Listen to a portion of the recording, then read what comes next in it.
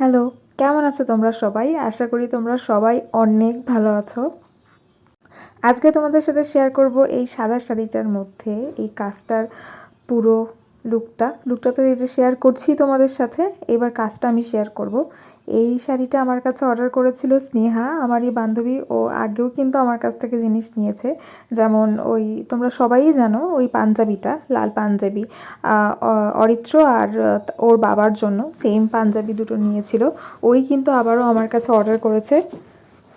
তো ওরই অর্ডার করার সময়কার মজার কিছু কথা শেয়ার করব। আমরা বেসিক্যালি একটা জায়গায় গিয়ে এই শাড়িটার কথা বলছিলাম, বা ও অর্ডার করবে এটা বলছিল। তো আমি ওকে জিজ্ঞেস করলাম যে তুই তাহলে কীরকম ধরনের কাজ করাতে চাচ্ছিস আমাকে বল, কলকা করাতে চাচ্ছিস নাকি কি করাতে চাচ্ছিস সেটা আমায় একটু বল।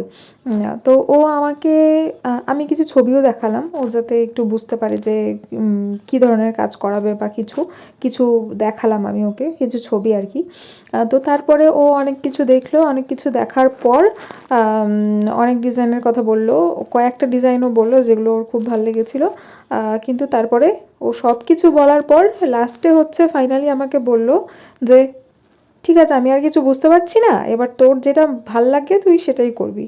আমি আসলে মানে পুরোই অবাক হয়ে গেলাম যে ও প্রতিবারই এইটা করে যে সবসময় ও ডিজাইনগুলো আর কি দেখে, দেখার পর তারপর সবশেষে আর কি ও বলে যে তোর যেটা ভালো লাগে তুই সেটাই কর। কিন্তু ও চাচ্ছিল, শুধু এইটা আমাকে বলেছিল যে ও চাচ্ছিল একটু যেহেতু সাদা, একটু লালের মধ্যেও কিছু চাচ্ছিল আর কি, যাতে দেখতে সুন্দর লাগে, বেশ ভাইব্রেন্ট হবে শাড়িটা। তাই জন্য আমি লালটা দিয়ে ওপরের ওই বর্ডারটা করেছি, তোমরা দেখতেই পারছো।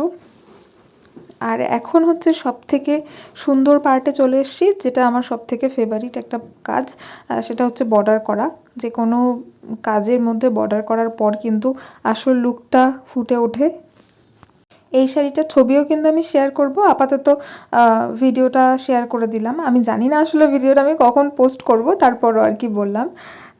তোমরা যদি ইউটিউব থেকে দেখে থাকো অবশ্যই কিন্তু আমার চ্যানেলটা সাবস্ক্রাইব করে নিও, আর ফেসবুক থেকে দেখে থাকলে ফলো করো আমার চ্যানেলটা, লাইক কমেন্ট করে দিও, শেয়ার করতে পারো তোমাদের সব বান্ধবীদের সাথে, বা তোমরা যারা শাড়ি নিতে চাইছো তারা কিন্তু আমার পেজটা ভিজিট করতে পারো। হোয়াটসঅ্যাপ নাম্বার দেওয়াই আছে, তোমরা ওখানে নক করে তোমাদের জন্য পছন্দ মতো শাড়ি কাস্টমাইজ করে নিতে পারো। আর তোমাদের যে আমার কালেকশন থেকেই শাড়ি আর কি চুজ করতে হবে এমনটা কিন্তু একদমই নয়। তোমরা নিজেদের পছন্দ মতো যে কোনো ডিজাইন বা কলকা বা যে কোনো কালামকারি পেন্টিংয়ের কাজ, তারপর মধুবনী পেন্টিংয়ের কাজ, বিভিন্ন রকমের কাজ কিন্তু তোমরা আমার কাছ থেকে কাস্টমাইজ করিয়ে নিতে পারো, কোনো অসুবিধা নেই।